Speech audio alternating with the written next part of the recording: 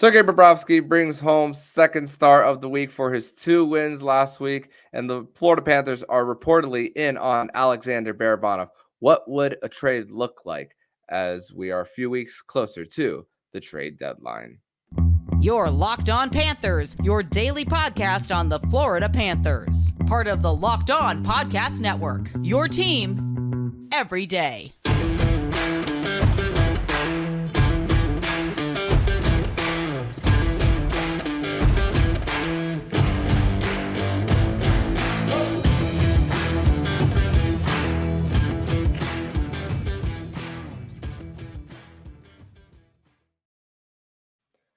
And welcome into this Wednesday, February 14th edition of the Locked On Florida Panthers podcast, part of the Locked On Podcast Network. Where it's your team every day. Thank you for making the Locked On Florida Panthers podcast your first listen of the day. I'm Armando Velez from the Hockey News, and you can follow me on X at Monoman12. Follow the show account on X and Instagram at LO_FLA Panthers. And shout out to the everydayers who come back here and get your daily Florida Panthers fix. Today's episode is brought to you by Game Time. Download the Game Time app, create an account, and use code Locked On to get $20 off your first purchase.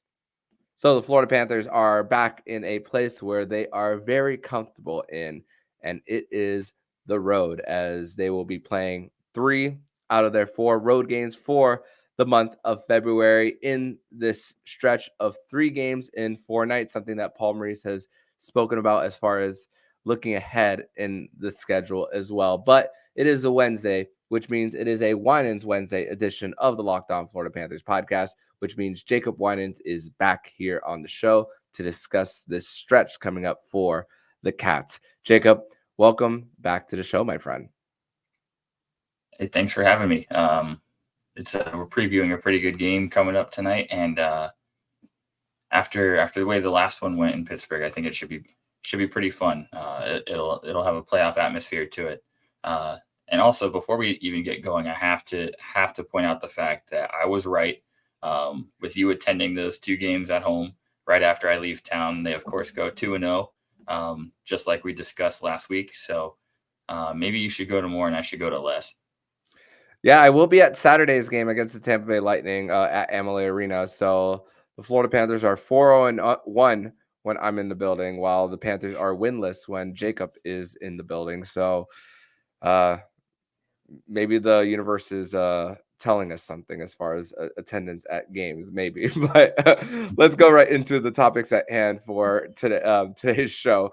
Sergei Bobrovsky gets second star of the week for getting 56 saves on 58 shots faced during the two wins against the Washington Capitals and the Colorado Avalanche, 35 in that shutout. Sam Bennett spoke about how it's an extra boost that it gives the team, and they can rally around his good play. And then Montour spoke about how Bobrovsky is just so calm out there and how relied he is on heavily as well. Those are some of the things that his teammates said about that. But Sergei Bobrovsky also spoke about on Territory Talk recently about just continuing to be in the moment, and it just continues whether it's Game 5 of the Stanley Cup Final recently back in June or just regular season. Bobrovsky, just the fact that not only is not living up to the contract as far as performance, but living it up as far as the work off the ice and knowing that there is pressure that comes with it. And I know that Roberto Luongo during his time in Vancouver spoke about how he wishes he enjoyed the time more. Part of me wonders if Sergei Bobrovsky is enjoying the time because he's going so much into the work that he's just moving on to the next thing. But still great to see the performance that he has shown in the playoff run and this season. And I know this is a small award that he probably doesn't really care about, but just continuing to see the hard work paying off for Sergei. Yeah, I think it's a couple of things. I think one, the Panthers have finally really assembled a really, really good defense. In the past, they've been high scoring, but haven't always kept the defense steady and kept pucks out of their own net. So I think assembling a good defense has a lot to do with it. But also, I think Bob is just kind of in sort of the sweet spot for a goalie where Younger goalies may have a lot of raw talent and a lot of raw ability, but it's the mental routine that they haven't quite figured out, or they could be easily rattled when they're younger, or in Bob's case, when he's living up to the pressure of his first massive contract.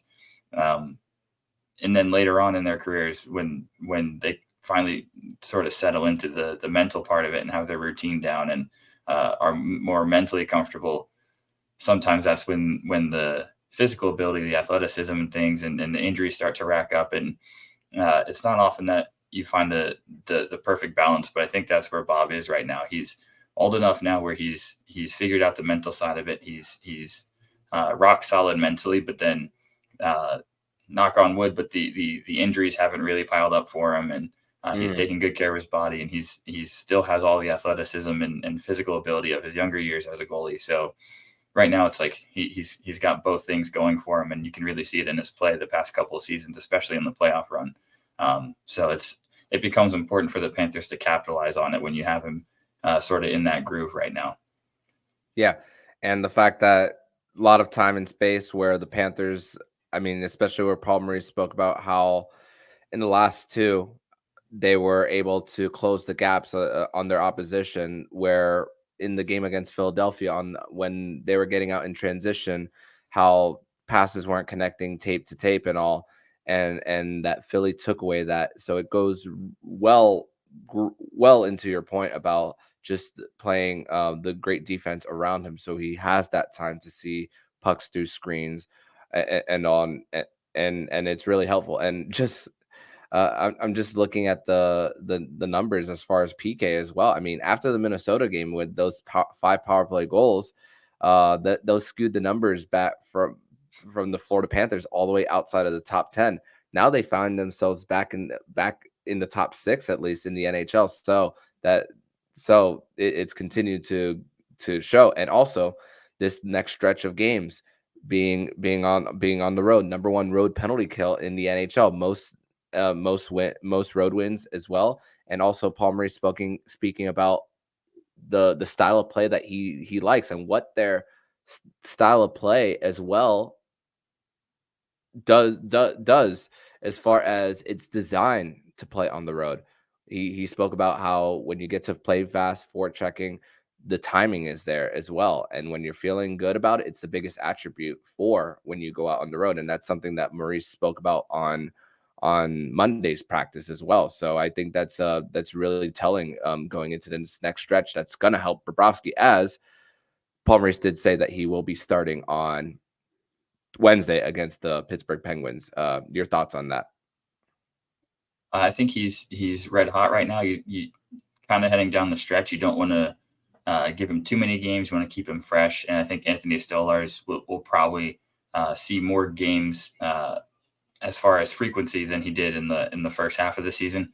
But with that said, you want Bob to find consistency, and he seems really comfortable playing on the road this year. But I think both goalies do. But against Pittsburgh, that game should have a little extra juice to it after everything that transpired in the last one with the Barkov injury that kept him out temporarily, and Chris Letang's antics and some of the things that went on in that game. It was a pretty physical and nasty game. I think both teams are going to have a lot of energy, and the legs are going to be going in that one for sure. So if you can get a playoff atmosphere, you can kind of play a playoff style game. You'd like to have your starting goalie in there just so he can get his feet wet a little bit more in that sort of environment, because it's, as we head down the stretch, there's going to be a lot more of those, and then you want to be ready in the playoffs. So at this point, we're kind of in the mode of everything has to be with an eye on playoff preparedness. And I think a game like Pittsburgh on the road, that's one where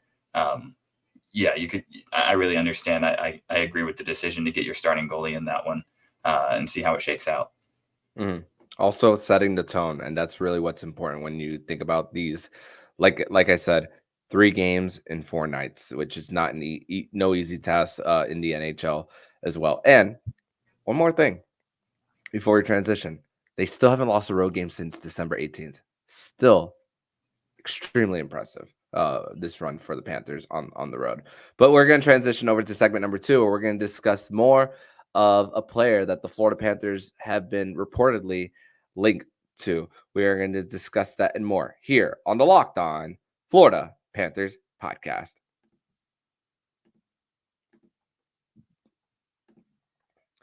Today's episode is brought to you by Game Time.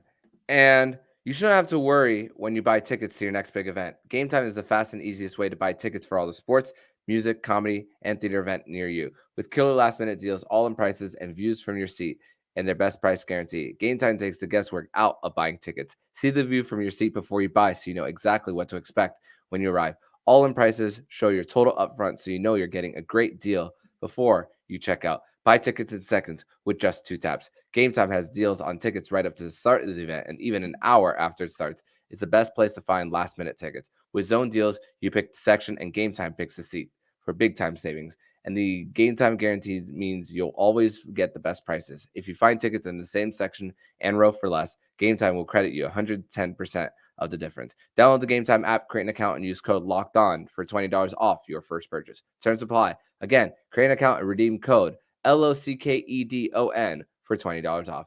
Download Game Time today. Last minute tickets, lowest price, guaranteed.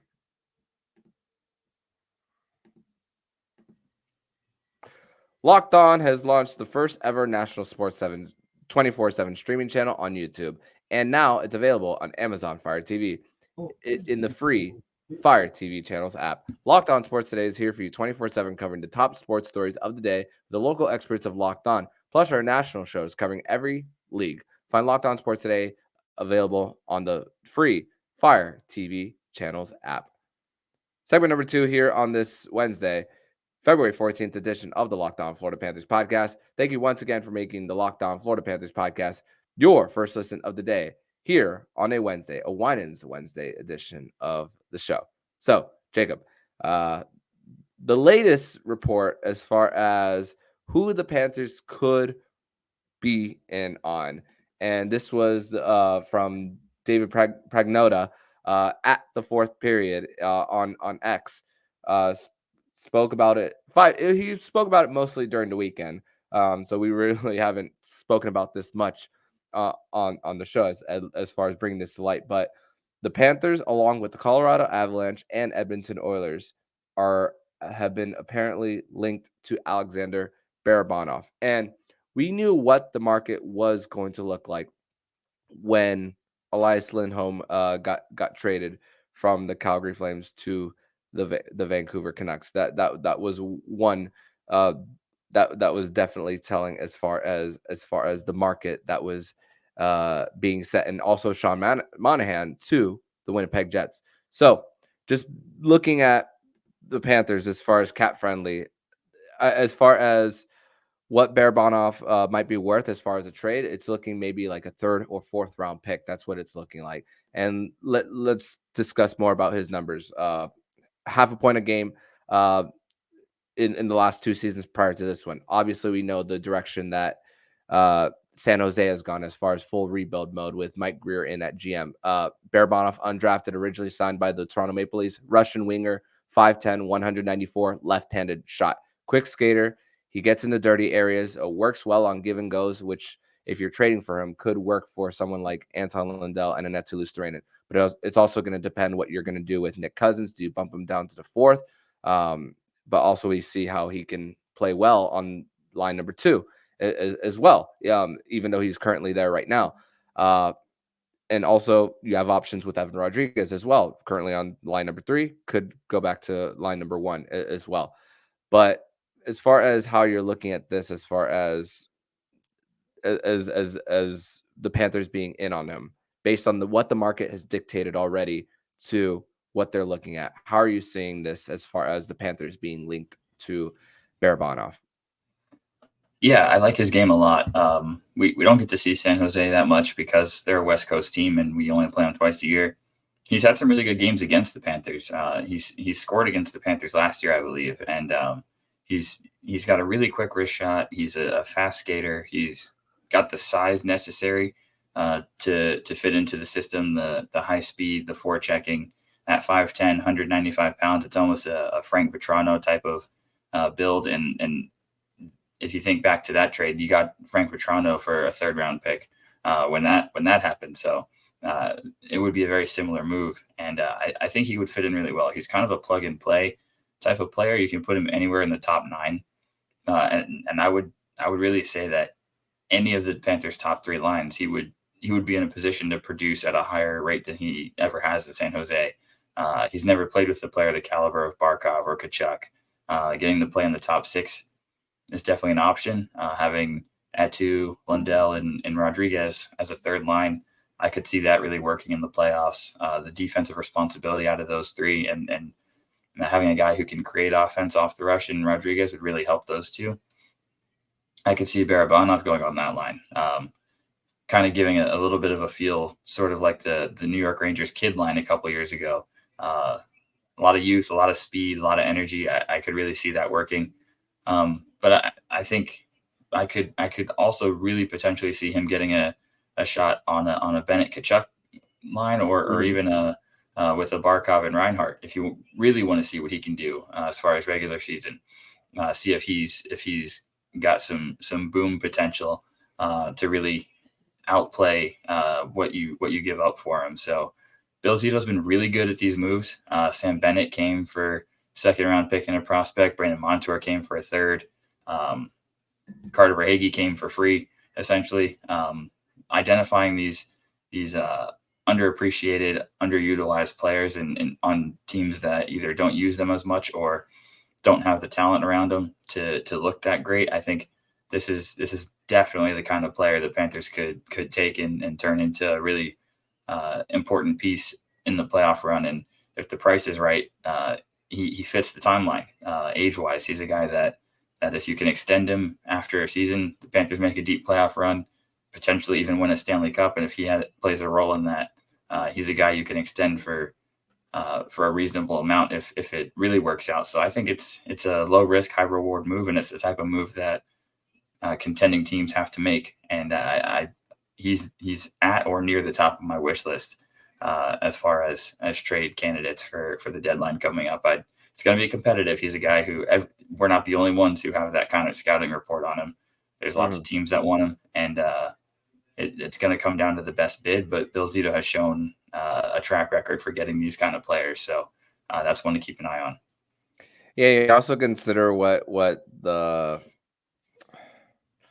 you're going to get out of the 4th line as well, if you want to create something of a spark from there, because we know that's not a scoring line by any stretch. Still don't know what the status is of Will Lockwood as far as like his timeline to come back. It's still gonna be a little bit. He's not in a gold non-contact jersey, but still that seems like an insurance policy for the Panthers. But someone who's in their late 20s, veteran, and like you said, someone who's likely going to be an everyday player as well. With the Lockwoods of the world, the Steven Lorentzes, you know that those guys are not going to be everyday players as well. When you bring Barabanov in, now you're getting more of those everyday players too, where we spoke both sides of a forward line as well, which the Panthers once again do have that flexibility as well. And even if the whole term rolling all 4 lines, and that's what you got to do to be a Stanley Cup champion. I mean, look at I hate to bring this up once again. Look at the Vegas Golden Knights in the Stanley Cup final. Why they were able to big, tough lines on from top to bottom. All 12 guys there who were able to just get in front of your face, take away the gaps as well, and also physicality as well. And Barabanov, of the little bit of video I've seen him, he seems to be a guy who plays above his size. I agree. Yeah. And the Panthers really tend to like those type of players. If you look at the Panthers 4th line, it's not a bunch of the biggest guys in the world. Ryan Lomberg's not the biggest guy. He's one of the smaller guys on the team, maybe the smallest guy on the team. But his toughness and energy and aggressiveness can't really be questioned. We've seen the Panthers have success with guys like Frank Vetrano. We've seen them have success with, this was a bigger guy, Mason Marchment, but his play style was very similar. guys who can be irritants, can kind of piss you off in the playoffs, but it's the type of player that you want on your team and would hate to play against. And that, the Panthers, when Bill Zito took over, wanted to make that their identity immediately, was make the Panthers a tough team to play against. And he fits that mold. Nick Cousins is another example, a guy who, not the biggest guy, but right now he was voted the NHL's most punchable face. So that really says something about the way they play. It's size doesn't really matter in this system. It's just how aggressive they want to be and who's willing to get to the dirty areas. And Barabanov, I think he does that in San Jose, but I think that would be even more so playing on a contender, because he's never really had that. So if you see a player that gives 110%, really in a losing effort most nights, it's even more so what they'll give on a team that's winning, and in the playoffs it means more. So guys who you can see the character. If he's willing to do that on a losing team, I guarantee he'd be willing to do that tenfold on a team that's contending and he has a shot to win a cup. Yeah, let's not forget that Bennett and Montour's analytics weren't the best prior to being coming over here. So it could be that same thing for Barabanov, as well as just looked at how he's looked on different lines, and the only line that he had a Corsi for over 50 was a line with Tomas Hertl, which Tomas Hertl and him and Logan Couture are going to be out for multiple weeks. So a little bit of a struggle there. You need good players around you in order to be successful here. So definitely the Sharks are in the race once again for the number 1 overall pick, as Connor Bedard is coming back for the Chicago Blackhawks. So that could make room for the San Jose Sharks to jump to the first spot. But we're going to transition over to segment number 3, where we're going to preview tonight's game between the Florida Panthers and the Pittsburgh Penguins. We're going to discuss that and more here on the Locked On Florida Panthers podcast.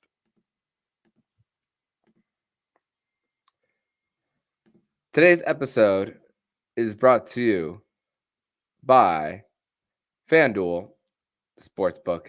And get buckets with your first bet on FanDuel, America's #1 sportsbook, because right now new customers get $150 in bonus bets with any $5 bet. That's $150 if your bet wins. Bet on all your favorite NBA players with quick bets, same game parlays, exclusive props, and more. Just visit FanDuel.com/lockedon and shoot your shot. FanDuel, official sportsbook of the NBA.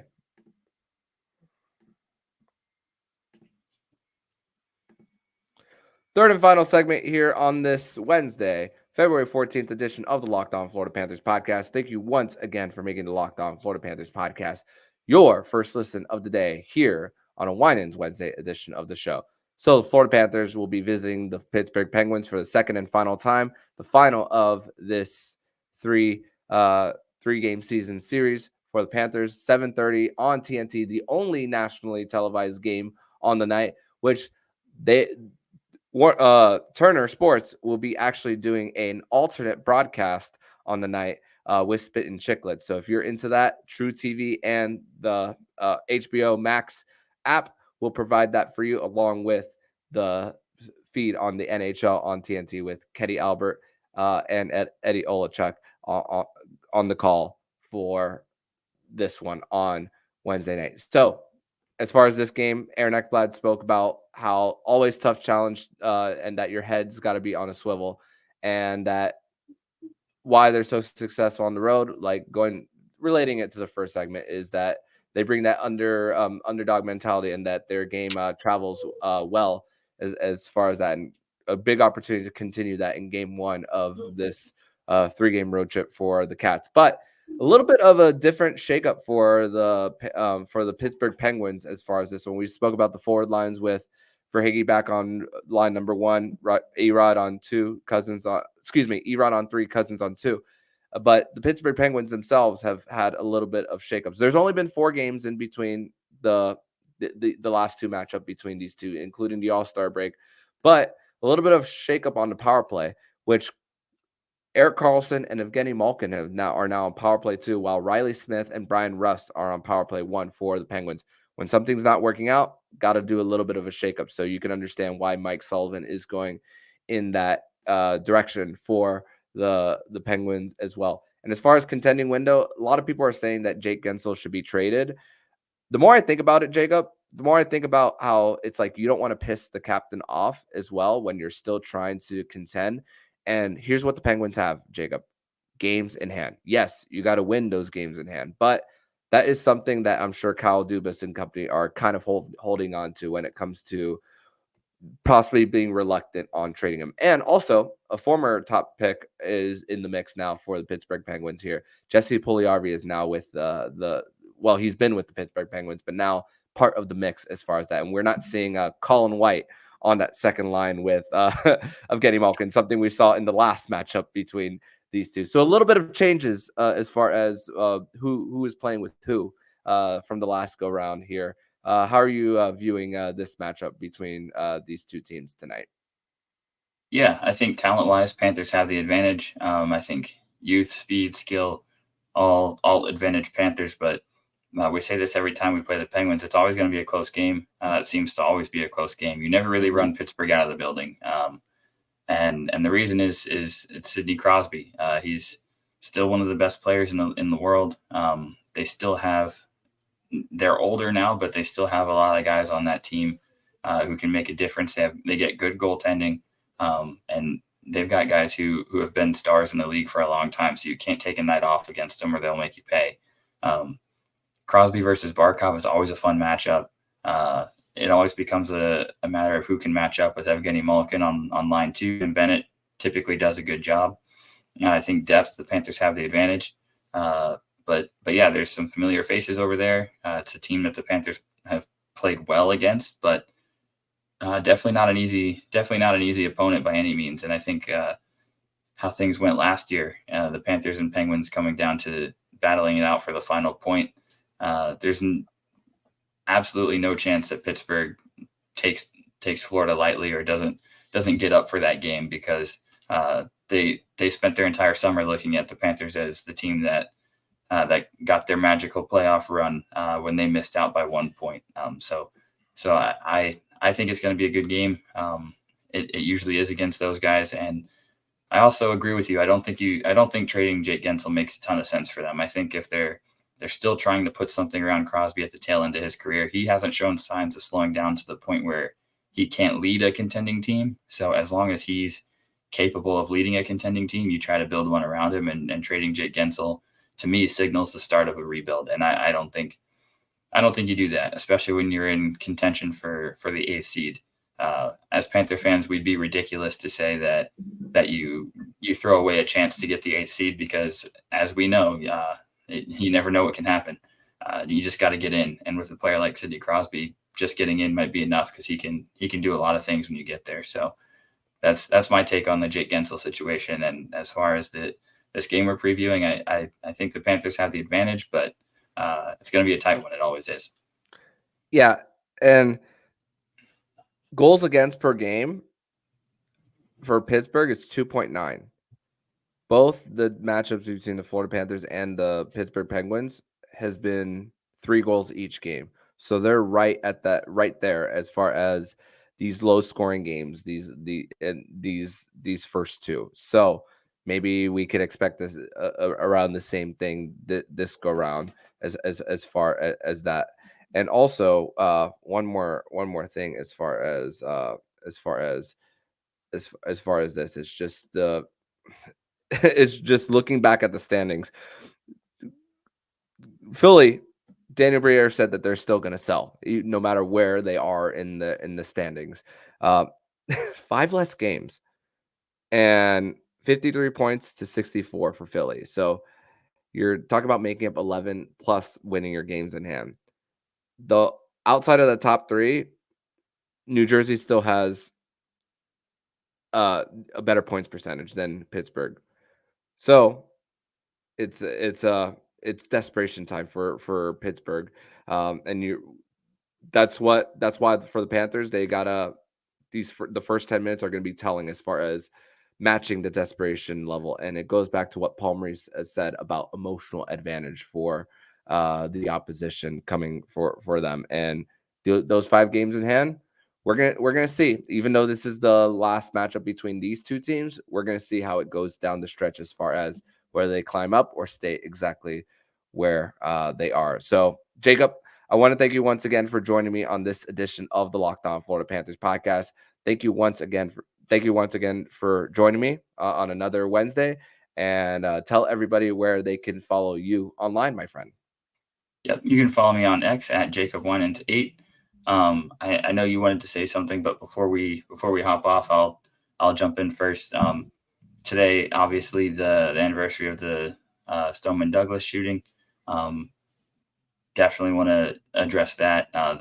Looking back on it, I'd like to remain somewhat positive on that topic and think back to how the Panthers handled that situation and really kind of took South Florida under their wing a little bit during that time. But there were definitely hockey connections in that and that secondary. But that's something that as Panther fans is kind of close to everybody, given the proximity and everything that happened at that time. So as always, same as every year, heart goes out to the families and everything. But that's something that I didn't want to sign off without addressing. And then leaving on a more positive note, we did discuss Barabanov in San Jose. Wanted to also address another San Jose Shark, former Panther Anthony Duclair. Anyone who didn't see it, him and his foundation broke ground on the first synthetic ice hockey rink in the public school system in South Florida at Boyd Anderson High School.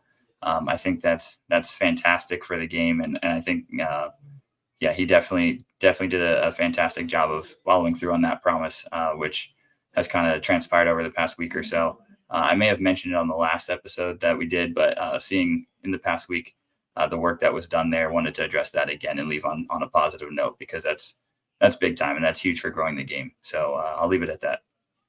No doubt, and thank you, Jacob. And also, I want to give my thoughts to the families as trying to do quick math in my head. 6 years since that unfortunate tragedy on February 14th, 2018 at Marjorie Stoneman Douglas, and Aaron Ekblad was asked about the anniversary and even spoke about how even though the community looked up to them and that we want that they want that remembrance year round, at the end of the day, it's a tough day for the community because lives are lost and those people who expected family members for so many times to come back home after school or after work, in the case of the teachers, they don't have that, and they haven't been able to have that in the last 6 years, and that's just very it's just very tragic to think about when it comes to that. And we are thinking of the 17 lives that were lost on this day. And the Panthers, they did do a kind of a food drive as far as putting together 100+ meals, and they're delivering it to 2 middle schools in Broward County during the day tomorrow. So great on the Florida Panthers once again for engaging with the community and still remembering this as well. So Jacob, thank you once again for joining me. Not an easy place to end, but thank you so much, my friend, and I will see you next week. Looking forward to it. Thanks. And if you like what you're hearing, please subscribe to the podcast to be notified every single time the Locked On Florida Panthers podcast jumps into your podcast feed. Don't forget to also subscribe to the other shows on the Locked On NHL network, including Locked On NHL, Locked On Fantasy Hockey with Flip Livingstone and Steve Roden, and Locked On NHL Prospects. Thank you once again for making the Locked On Florida Panthers podcast your first listen of the day. So I'm Armando Velez with Jacob Winans, and you've been listening to the Locked On Florida Panthers podcast, part of the Locked On Podcast Network, where it's your team every day.